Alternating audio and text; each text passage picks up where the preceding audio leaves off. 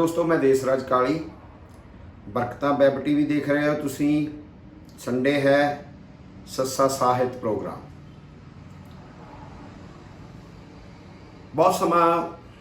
इस चिंतन च लंघिया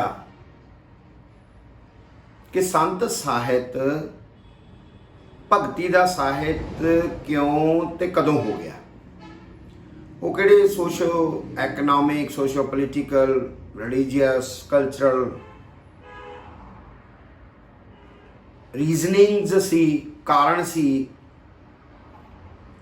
जिहदे च संतां नूं भगती च परिवृत जां परिवर्तित कर दिता गया। खोट रला के, साखियां घड़ के, उन्हां दे नां दी बाणी, उस तरीके दी बाणी प्रचार प्रसार के किवें दखण दा प्रभाव इधर आउंदा गया, किवें सारे ही संत रैदास होण, कबीर होण, नामदेव होण, नाभादास होण, उन्हां दा टाइम पीरीयड भी देखे बिना रामानंद दे शिष्य बना दिते गए। वो की सी सारा कुछ? तो साडे कोल कोई इन्हां सवालों के जवाब दिंदी किताब, कोई चिंतन पंजाबी च नहीं है। खास करके जदों असीं श्री गुरु ग्रंथ साहिब की स्टडी करते हैं तो इन्हां संतां दी बाहर पई हुई बाणी जां गुरु ग्रंथ साहिब की दर्ज बाणी च किते कोई चिंतन इस पद्धर का किया गया होवे कि 17वीं शताब्दी च आण के जो ये भगती दी कावधारा बना दी गई, जिहड़ी जिहड़ी कोई लॉजिक दी सी, तार्किक गल्लां सी, आर्टिजन उन्मुक्त आर्टिजन श्रेणियां दी पोइट्री सी, बाणी सी, उहदे च रला किवें होया, क्यों होया? मैं पलटू दास होरां नूं देख रहा, मैं उन्हां दी उदाहरण नाल तुहाडे नाल गल करदा कि उल्टा कुआं गगन का तिसमें जरै चिराग, तिसमें जरै चिराग बिन रोगन बिन बाती, छे रुत 12 मास रहे जरता दिन राती, और निकसे एक आवाज चिराग की ज्योति ही माहे, ज्ञान समाधि सुने और कोई सुनता नाहे,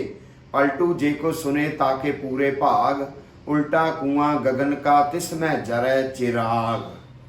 तो ये सारा एक सौर मंडल की व्याख्या है, एक सौर मंडल की सैलीब्रेशन है,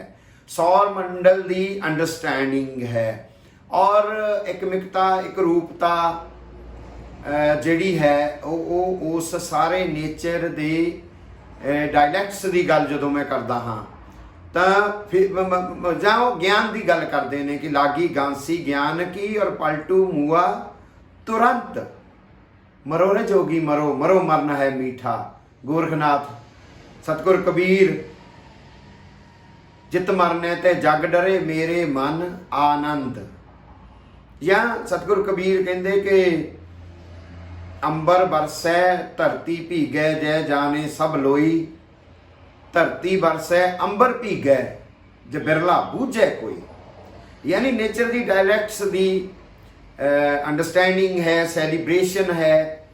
गुरु नानक देव जी तक, पहली पातशाही तक, कुदरत कवन कहा विचार वारिया ना जावा एक बार, जो तिद भावै साई पा भली कार, तू सदा सलामत निरंकार। वो सारी एक ट्रेडिशन जिहड़ी सी वो फिर भगती च कन्वर्ट किवें हो गई। मैं कह रहा कि ये सवाल सीगे साडे सामने जिन्हां दे जवाब नहीं सी लभदे। मेरे हत्थां 'च एक किताब है, आधार प्रकाशन पंचकूला वालियां ने छापी है, डॉक्टर सेवा सिंह होरां दी। डॉक्टर सेवा सिंह होरी बहुत दार्शनिक नाम है साडे कोल। कबीर चेयर तो गुरु नानक देव यूनीवर्सिटी चो रिटायर्ड हो चुके, डी.लिट का काम किया उन्होंने। उन्होंने किताब इन्हां सवालों के जवाब दिंदियां आई है, भक्ति का लोक वृत्त, एक इतिहास हंता मीमांसा। और ये उन्होंने फिर जिस वेले कलयुग का उत्थान किया जाता, वो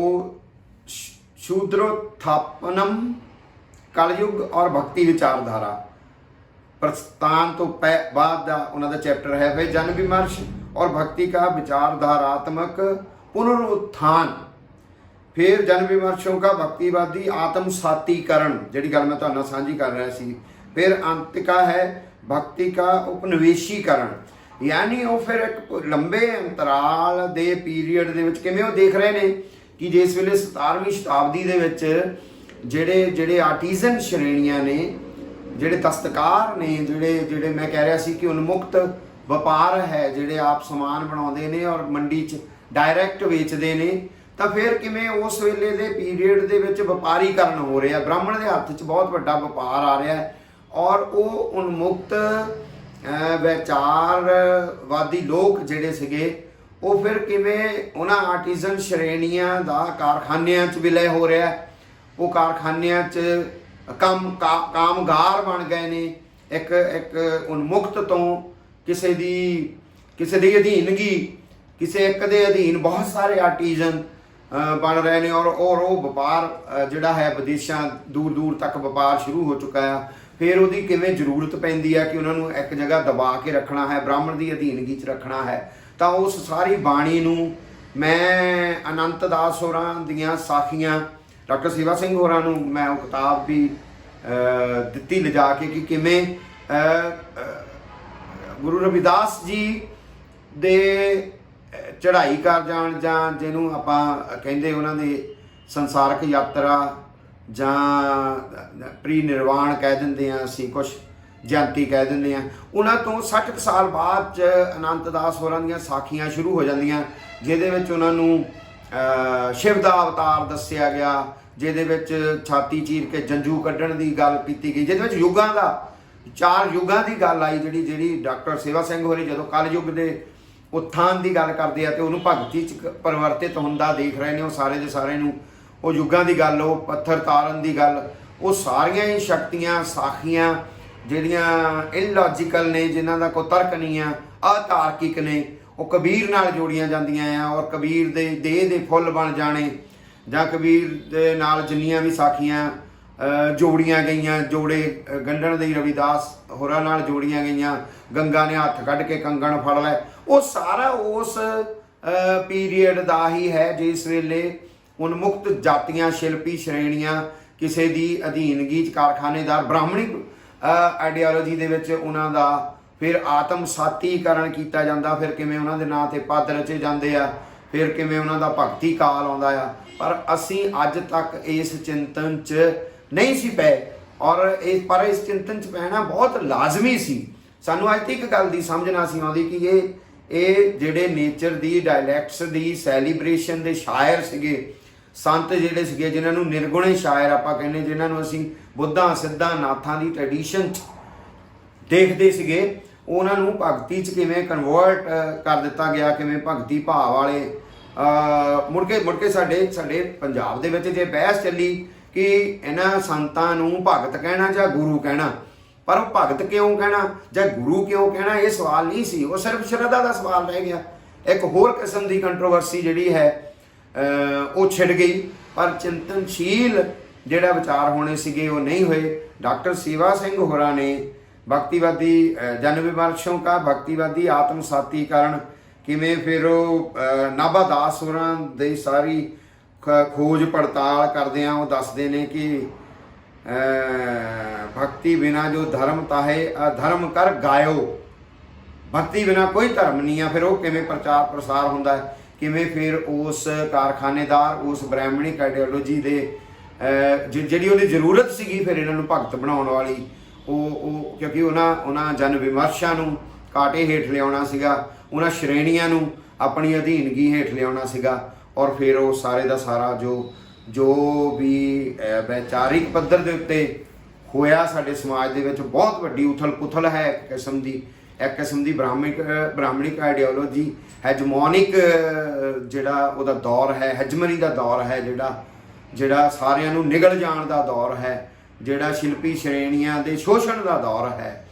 जिहड़ा उन्हां नूं गुलामगिरी तक पहुँचा दिते जाण दा दौर है। उहदी बहुत बरीकी दे नाल ਇਹਦੇ बहुत सारे नुकते फड़े जा सकते, आप हौली हौली कदे कदे गल करिया करांगे।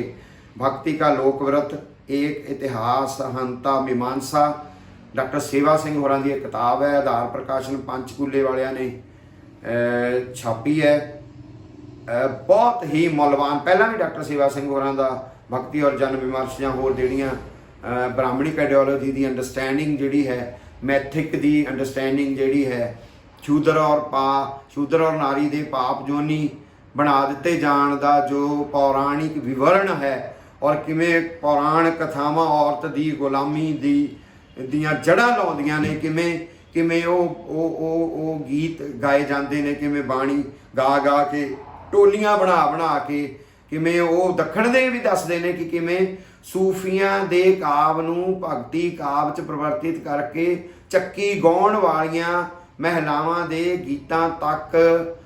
ਪੈਨੀਟ੍ਰੇਟ ਕਰ ਦਿੱਤਾ ਜਾਂਦਾ ਆ, ਔਰ ਉਹਨਾਂ ਦੇ ਵਿੱਚ ਉਹ ਭਗਤੀ ਭਾਵਨਾ ਭਰੀ ਜਾਂਦੀ ਆ। ਕਿਵੇਂ ਸਾਡੇ ਇੱਥੇ ਫਿਰ ਤੁਲਸੀਦਾਸ ਹੋਰਾਂ ਨੂੰ ਉਹਨਾਂ ਨੇ ਬੜਾ, ਹਾਲਾਂਕਿ ਤੁਲਸੀਦਾਸ ਵੀ ਐਂਡ ਦੇ ਉੱਤੇ ਜਾ ਕੇ ਇਸ ਬ੍ਰਾਹਮਣਿਕ ਉਸ ਹੈਜਮਨੀ ਦੇ ਖਿਲਾਫ ਕਿਤੇ ਨਾ ਕਿਤੇ ਉਹਨਾਂ ਦਾ ਹਾਂ ਦਾ ਨਾਰਾ ਵੀ ਤੁਹਾਨੂੰ ਤੁਲਸੀਦਾਸ ਚਲੋ, ਪਰ ਤੁਲਸੀਦਾਸ ਹੋਰਾਂ ਦਾ ਪਦ ਜਿਹੜੇ ਆ ਉਹ ਕਿਵੇਂ ਉਸ ਬ੍ਰਾਹਮਣਿਕ ਆਈਡੀਓਲੋਜੀ ਨੂੰ ਜਾਂ ਸ਼ਿਲਪੀ ਸ਼੍ਰੇਣੀਆਂ ਦੇ ਬਾਣੀ ਦੇ ਭਾਵਾਂ ਨੂੰ ਭਗਤੀ 'ਚ ਪਰਿਵਰਤਿਤ ਕਰਨ, ਉਹਨਾਂ ਦਾ ਆਤਮ ਸਾਤੀਕਰਨ ਦੇ ਵਿੱਚ ਕਿਵੇਂ ਯੋਗਦਾਨ ਪਾਉਂਦੇ ਨੇ। ਬਹੁਤ ਮੁੱਲਵਾਨ ਕਿਤਾਬ ਹੈ ਡਾਕਟਰ ਸੇਵਾ ਸਿੰਘ ਹੋਰਾਂ ਦੀ, ਆਧਾਰ ਪ੍ਰਕਾਸ਼ਨ ਦੀ ਹੈਨ। ਆਧਾਰ ਨੂੰ ਵੀ ਵਧਾਈਆਂ ਡਾਕਟਰ ਸੇਵਾ ਸਿੰਘ ਹੋਰਾਂ ਨੂੰ, ਔਰ ਮੈਂ ਪੰਜਾਬੀ ਵਾਲਿਆਂ ਨੂੰ ਖਾਸ ਕਰ ਸਾਡੇ ਲੇਖਕ ਸਾਥੀਆਂ ਨੂੰ ਜ਼ਰੂਰ ਬੇਨਤੀ ਕਰਾਂਗਾ ਕਿ ਭਗਤੀ ਕਾ ਲੋਕਵਰਤ ਕਿਤਾਬ ਜਿਹੜੇ ਆ ਉਹਦੇ ਗੋ ਥਰੂ ਜ਼ਰੂਰ ਹੋਣ, ਔਰ ਤੁਹਾਨੂੰ ਉਹ ਸਾਰੀ ਕੌਂਸਪੀਰੇਸੀ ਸਮਝ ਲੱਗ ਜਾਏਗੀ। ਤੁਹਾਨੂੰ ਦਲਿਤ ਆਈਡੀਓਲੋਜੀ ਕੇ ਇਸ ਐਂਗਲ ਤੋਂ ਤੁਸੀਂ ਲੜਾਈ ਲੜਨੀ ਹੈ, ਇਹਨਾਂ ਸ਼ਿਲਪੀ ਸ਼੍ਰੇਣੀਆਂ ਦੇ ਬਾਣੀਕਾਰਾਂ ਦੇ ਨਾਲ ਕਿੱਥੇ ਅਨਿਆਂ ਹੋਇਆ ਆ, ਸਾਨੂੰ ਇਸ ਕਿਤਾਬ ਵਿੱਚੋਂ ਖਾਸਾ ਕੁਛ, ਕਿਉਂਕਿ ਬਹੁਤ ਗਹਿਰੀ ਡੂੰਘੀ ਸੈਧਾਂਤਿਕ ਕਿਤਾਬ ਹੈ। ਤੋ ਜੇ ਇਹਦੇ ਬਾਰੇ ਸਿਧਾਂਤਿਕ ਗੱਲਾਂ ਕਰਨ ਲੱਗ ਜਾਈਏ ਤੇ ਫਿਰ ਮੇਰੇ ਖਿਆਲ ਨਾਲ ਮੈਂ ਤੁਹਾਡੇ ਤੱਕ ਬੋਲ ਕੇ ਉਹ ਗੱਲਾਂ ਨਹੀਂ ਪਹੁੰਚਾਈਆਂ ਜਾ ਸਕਦੀਆਂ। ਜੋ ਤੁਸੀਂ ਪੜ੍ਹੋਗੇ, ਬਾਰ-ਬਾਰ ਪੜ੍ਹੋਗੇ, ਇਸ ਕਿਤਾਬ ਨੂੰ ਅੰਡਰਸਟੈਂਡ ਕਰਨ ਦੀ ਕੋਸ਼ਿਸ਼ ਕਰੋਗੇ ਤੇ ਇਹ ਕਿਤਾਬ ਤੁਹਾਨੂੰ ਬਹੁਤ ਸਾਰਾ ਚਾਨਣ ਤੁਹਾਡੇ ਮੱਥੇ ਦੇ ਵਿੱਚ ਤੁਹਾਨੂੰ ਐਨਲਾਈਟਨਡ ਕਰੇਗੀ, ਤੁਹਾਡੇ ਮੱਥਾ ਚਾਨਣ ਦੇ ਨਾਲ ਭਰ ਜਾਵੇਗੀ। ਇਸ ਕਿਤਾਬ ਨੂੰ ਪੜ੍ਹਨ ਦੀ ਭਗਤੀ ਕਾ ਲੋਕਵ੍ਰਿਤ ਸਿਫਾਰਿਸ਼ ਕਰਦੇ ਹਾਂ। ਮੈਨੂੰ ਖੁਸ਼ੀ ਵੀ ਹੋ ਰਹੀ ਆ। ਡਾਕਟਰ ਸੇਵਾ ਸਿੰਘ ਹੋਰਾਂ ਨੂੰ ਇੱਕ ਵਾਰ ਫੇਰ ਵਧਾਈ। ਅਗਲੇ ਸੰਡੇ ਨੂੰ ਕਿਸੇ ਹੋਰ ਕਿਤਾਬ ਦੇ ਨਾਲ ਜਾਂ ਕਿਸੇ ਚਿੰਤਨ ਦੇ ਨਾਲ ਜੁੜਾਂਗੇ, ਕਿਸੇ ਕਲਾ ਦੇ ਨਾਲ ਜੁੜਾਂਗੇ, ਕਿਸੇ ਰਾਈਟਰ ਨੂੰ ਮਿਲ ਸਕਦੇ ਹਾਂ, ਕੁਝ ਵੀ ਹੋਏਗਾ ਸੱਸਾ ਸਾਹਿਤ ਦੇ ਵਿੱਚ ਜੁੜਿਆ ਕਰਾਂਗੇ। ਥੈਂਕ ਯੂ ਵੈਰੀ ਮਚ ਦੋਸਤੋ।